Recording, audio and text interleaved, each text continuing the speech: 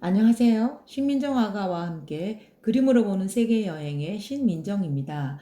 오늘 여행하실 곳은요, 미국과 이스라엘, 그리고 요르단인데요. 먼저 미국은요, 북아메리카 대륙의 캐나다와 멕시코 사이에 있는 국가이며 정식 명칭은 아메리카 합중국입니다. 본토와 알래스카, 하와이로 구성된 연방공화국인데요. 세계에서 러시아, 캐나다에 이어 세 번째로 면적이 넓은 나라이며 본토 면적만으로는 네 번째라고 하네요.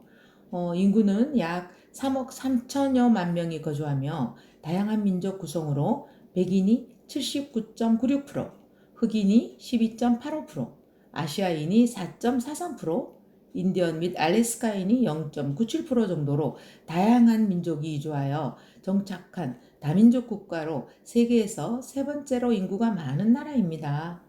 20세기 들어 두 번의 세계대전을 거치면서 세계 최강국으로 등장했습니다. 지금도 민주주의와 자본주의 체제를 수호하는 최강국의 지위를 유지하고 있죠. 첫 번째 작품 백호에서는요, 뉴욕 야경인데요.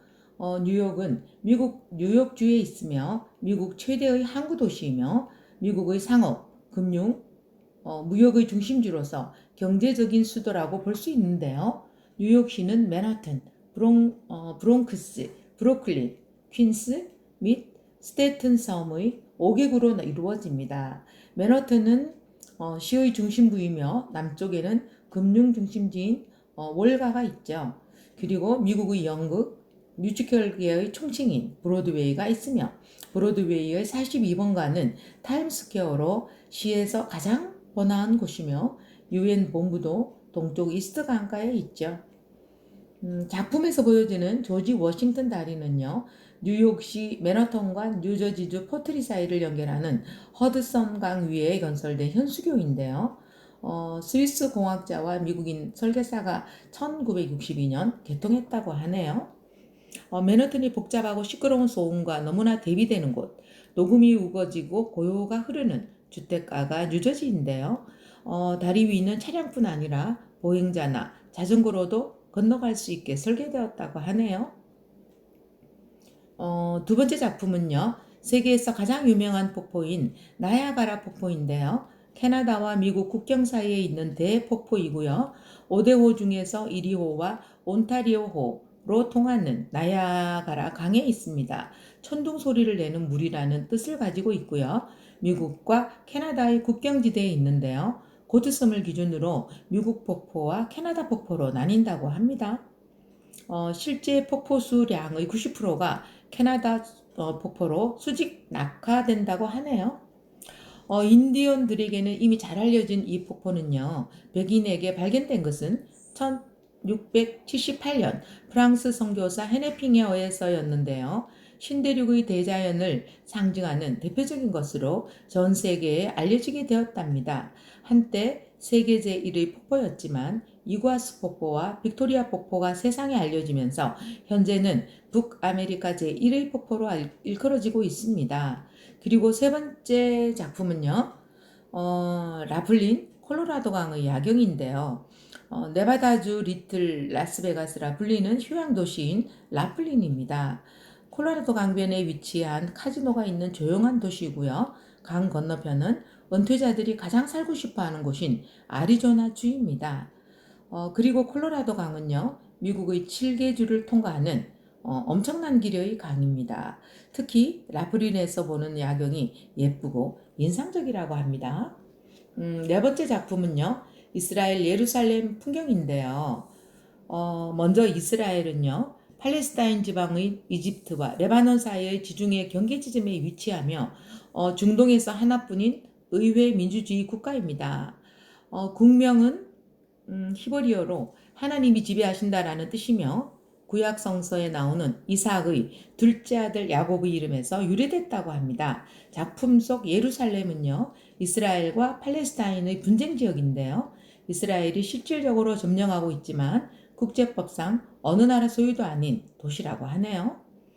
유대교와 그리스도교, 이슬람교의 성지이며 세계의 이목이 집중되고 분쟁이 끊어지지 않는 곳이기도 합니다. 다섯 번째 작품은요, 예루살렘 올드시티의 크리스천 지구에 있는 성묘교회, 무덤교회인데요. 예수님이 이곳에서 십자가에 처형되었고 매장되었으며 부활하신 성소이기도 합니다. 이 교회 안에는요, 예수님의 십자가의 길 비아돌로로사 10지점에서 14지점까지, 그리고 골고다 언덕이 지금의 성묘교회 안에 있습니다. 교회 입구에 성유석이 있는데요. 예수님의 시신을 내려 이 돌 위에서 향유를 부어 염했다고 하는데요. 많은 순례자들의 눈물을 볼 수 있는 곳이기도 합니다. 준비하면서 새로운 큰 감동의 눈물이 밀려왔습니다. 그리고 로마 콘스탄티누스 황제에 의해 서기 336년에 처음 교회가 만들어졌으며 페르시아에 의해 파괴, 다시 건립, 다시 파괴를 거듭하다 십자군에 의해 다시 세워졌으며 여러 번에 걸친 개축과 보수로 원래의 모습을 유지하고 있다고 하네요.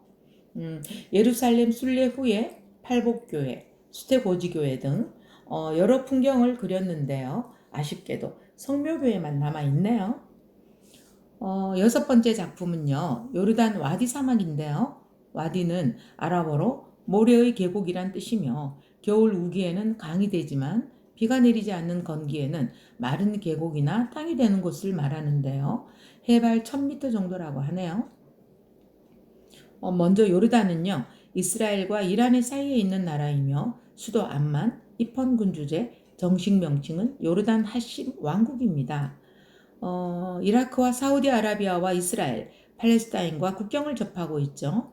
1900년대 초까지만 해도요, 중동 지방에는 나라란 개념이 없었고 부족들만 살던 지역이라고 합니다.